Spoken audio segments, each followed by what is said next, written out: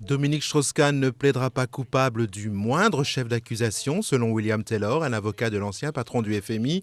Et pourtant, cet aveu permettrait au procureur Cyrus Vance de sortir de cette affaire la tête haute, alors qu'il a annoncé maintenir les poursuites contre DSK et exclu de se dessaisir de l'affaire.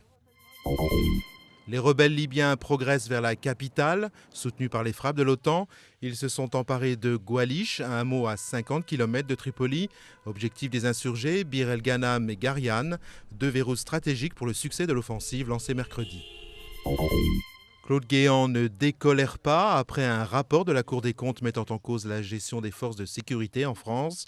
Le ministre de l'Intérieur s'est également exprimé sur la binationalité, indiquant qu'il n'avait aucune intention de changer la loi, tout en demandant au préfet d'être plus vigilant et exigeant sur les critères d'obtention de la nationalité française.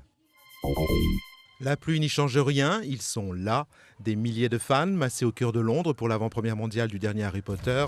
Dernier opus d'une épopée de près de 15 ans, Harry Potter et les reliques de la mort, deuxième partie, sortira officiellement le 13 juillet dans plusieurs pays. Les 7 films des aventures de l'apprenti sorcier ont déjà engrangé plus de 4 milliards d'euros.